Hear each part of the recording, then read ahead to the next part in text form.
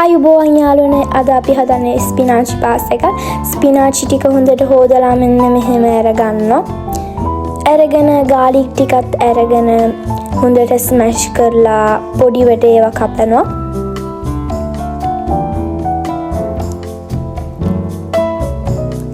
කපලා තක්කාලි ටිකක් අරගෙන දෙකට කපනවා. බොයිල් කරපු වතුරයකට පාස්තා ටික ඇඩ් කරනවා. වෙනම පෑන් එකක් අරගෙන ඔයිල් ටික ඇඩ් කරලා කපපු ගාලික් ටික ඇඩ් කරනවා ඔයිල් ටිකත් එක්ක.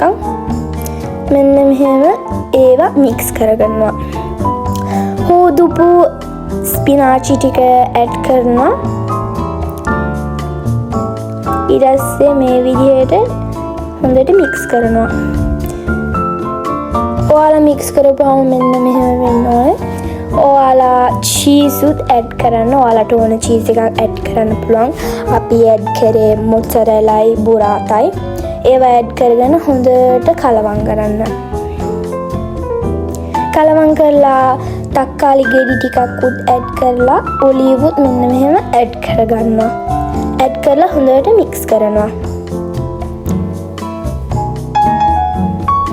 ලුණු ටිකත් ඇඩ් කරලා බොයිල් කරපු පාස්තා ටික මෙන්න විදිහට ඇඩ් කරගන්නවා දානවා. බොයිල් කරපු පාස්තා ටික දාගෙන ඒවා මික්ස් කරනවා.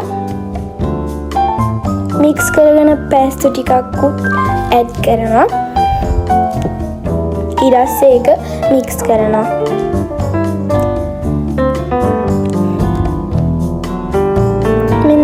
විදිහට පාස්තා ගන්න ඕනේ. ග්‍රේට් චීස් ටිකක් උඩින් දාගෙන හොඳට ඒක කලවම් කරන්න. මේ තියෙන අපිගේ රහම පාස්තා එක. ඔයාලත් මේක කුක් කරලා try කරන්න. රහම රහයි. ඔන්න තියෙන අපිගේ ඕන රෙසිපි පාස්තා එක. හරිම රසයි.